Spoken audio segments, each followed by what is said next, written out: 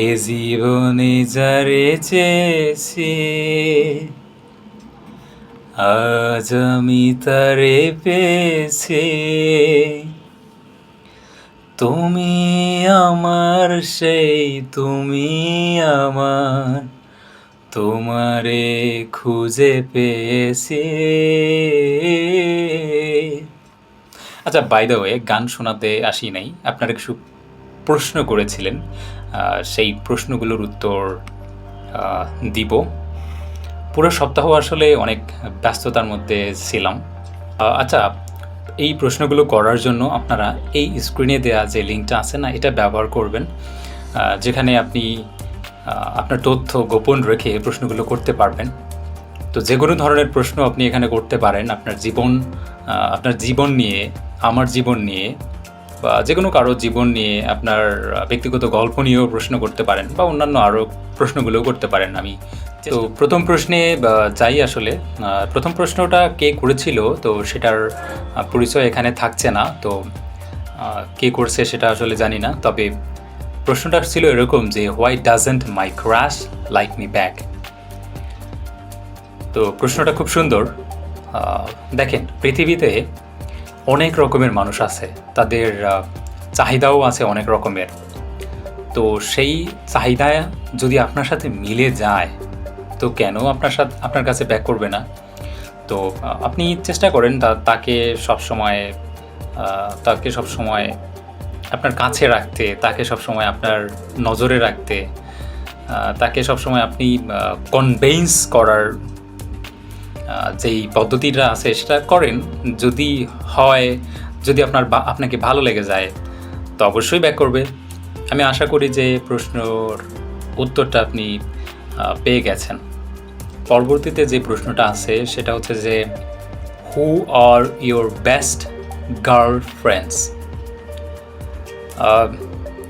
Best girlfriends আসলে best বলতে নাই, তবে ফ্রেন্ডস আছে, অনেক ফ্রেন্ডস থাকতেই পারে।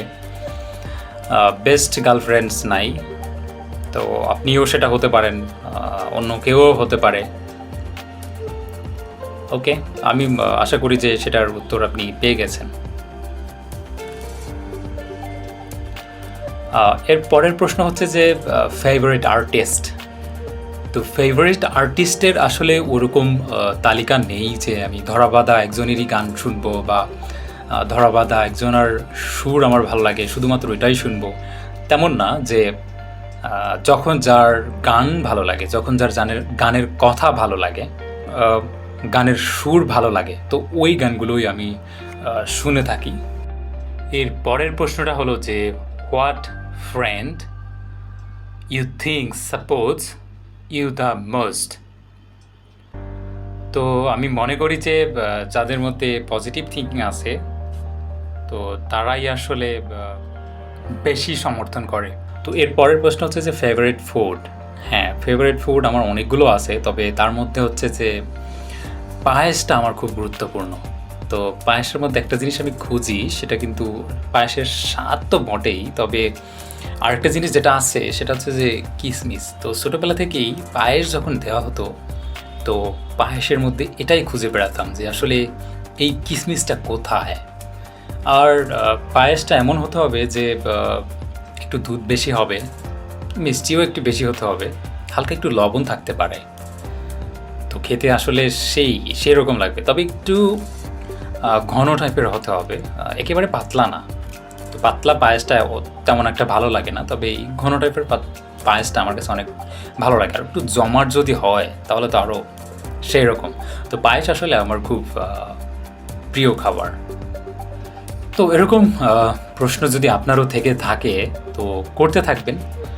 স্ক্রিনে দেয়া যে লিঙ্কটা আছে না, ngl.link/চিন্ময় রায়, তো এটাতে গিয়ে আপনি আপনার প্রশ্নগুলো করতে থাকবেন।